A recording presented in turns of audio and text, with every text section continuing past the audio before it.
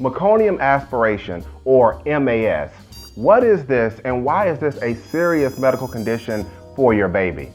Want to know the answer to this question? Stay with me as I share with you this very important information. Hello guys, I'm Marcus Boston and I'm a childbirth injury and medical malpractice attorney practicing law here in the state of Maryland, and I would like to talk with you today quickly about Meconium Aspiration Syndrome, or MAS. Now, the first part of that word, or that medical condition that I just talked with you about, meconium. What is meconium? Well, essentially, meconium is stool, and what this means is that your child has passed stool either right before delivery or during the delivery process. Now, this is a very important condition because if this happens, if your child does pass stool, then that means that doctors and nurses have to really pay attention to what's going on. And the reason being is because in general, if a child passes stool right before delivery or during the delivery process, that can sometimes be evidence that the child is in distress. Now, Marcus, what are you talking about, distress? What are we talking about here? What we're looking at is this. In general, a baby's heart rate during the delivery process is going to be around 120 to 160. So it's going to be somewhere, beats per minute, it's going to be somewhere between 120 and 160.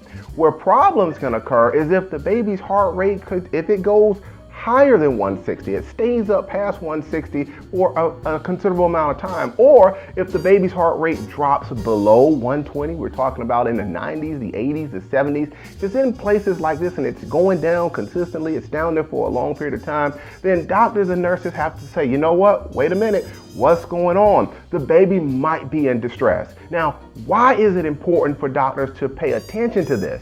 Because if the baby is in distress and is not tolerating a vaginal delivery well, then this could mean that the baby may not be getting oxygen.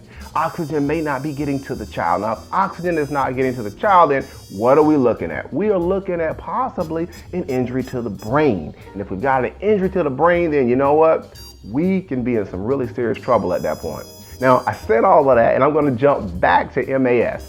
Now, what is MAS? We've got this meconium issue here that's going on. And what that means is that meconium, that stool, what can happen is the baby can swallow it. It can get into the baby's system. And what will happen is doctors, when they think that this is an issue, when MAS is an issue, they're going to be looking to see, did the meconium get below the cords? Did it get below the vocal cords? Because if it does, then it can cause serious problems to the child. Normally, we can see issues with the child's breathing, the lung area. You can see infections, serious infections, and sometimes, again, it could be injury to the brain.